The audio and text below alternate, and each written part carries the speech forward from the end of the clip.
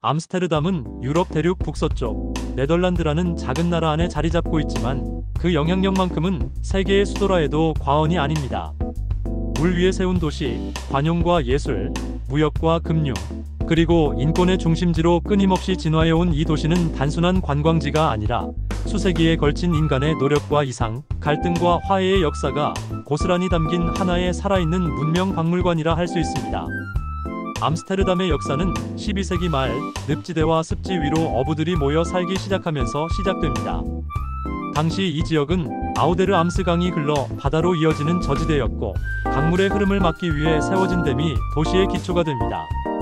그래서 이 도시는 암스테르담이라는 이름을 갖게 되었고 그 시작은 물과 싸우며 살아가는 사람들의 이야기였습니다.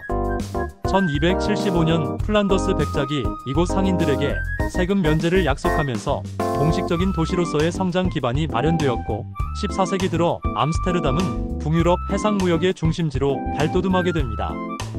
특히 발트의 연안 국가들과의 곡물 무역, 그리고 유럽 대륙 곳곳에서 들여온 목재, 소금, 맥주 등의 상품들은 이 도시를 풍요롭게 만들었습니다. 암스테르담은 한자동맹과의 협력을 통해 무역의 중심지를 자처했고 여기서 벌어들인 수익은 도시 인프라의 확대와 금융시장의 태동으로 이어지게 됩니다. 이때부터 암스테르담은 단지 물류 거점이 아닌 자본의 도시로 변모하기 시작합니다. 그리고 드디어 암스테르담이 전성기를 맞이한 시기가 도래합니다. 17세기, 이른바 네덜란드 황금시대라 불리는 이 시기, 암스테르담은 명실공히 세계 경제의 심장으로 떠오릅니다. 세계 최초의 주식 거래소가 설립되었고 현대적 의미의 은행 시스템이 도입되었으며 네덜란드 동인도 회사는 세계에서 가장 강력한 해상무역 기업이 되어 인도네시아, 일본, 남아프리카에까지 교역망을 펼쳤습니다. 이 시기에 도시 전체를 감싸는 운하 시스템도 완성됩니다. 암스테르담의 운하는 단지 아름다운 관광지가 아닙니다. 정교한 수문 구조와 배수 체계를 통해 바다보다 낮은 땅 위에 도시를 유지하는 생존 기술이었으며 동시에 상류층과 중산층의 주거지, 창고, 운송로를 하나로 연결하는 효율적이고 미학적인 도시 설계였습니다. 운하를 따라 자리 잡은 붉은 벽돌 건물들과 각기 다른 지붕선, 유서 깊은 교회와 마켓 광장은 오늘날에도 이 도시의 상징처럼 남아 있습니다. 문화적으로도 암스테르담은 놀라운 발전을 이룹니다. 렘브란트, 페르메이르, 얀스텐 같은 네덜란드 황금시대의 화가들이 이 도시에 살며 독창적인 회화 세계를 펼쳤고 그들의 작품은 인간 내면과 일상의 고요한 순간을 포착하며 세계 미술사에 길이 남게 됩니다. 이 시기 암스테르담은 종교의 자유, 표현의 자유, 학문의 자유가 보장되는 도시로 알려지며 유럽 각국의 망명자와 학자들, 사업가들이 모여드는 곳이 됩니다. 그러나 찬란한 역사 뒤에는 어두운 그림자도 함께했습니다.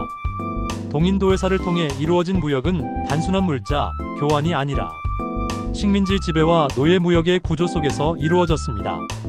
수리남과 인도네시아에서 강제로 동원된 사람들의 노동력은 암스테르담을 부유하게 만들었지만 인류의 양심 앞에 되새겨야 할 부끄러운 과거이기도 합니다. 오늘날의 암스테르담은 이 사실을 숨기지 않고 도시 곳곳에 노예 무역 기념비와 식민지, 역사 박물관을 마련해 후세들에게 진실과 반성을 전하고 있습니다.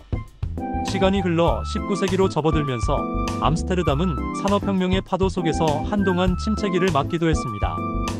철도와 항만 개발이 늦어졌고 대영 제국과 독일 등 신흥 강국의 부상 속에 과거의 영광을 잠시 뒤로 물려놓아야 했습니다.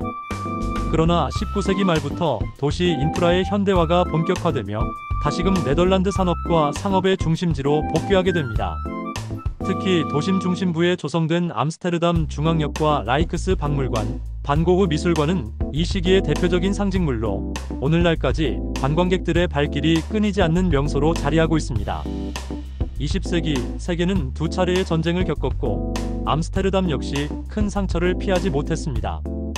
특히 제2차 세계대전 당시 나치 독일이 도시를 점령하며 수많은 유대인들이 강제 수용소로 끌려갔고 그중 한 명이 바로 안네 프랑크였습니다.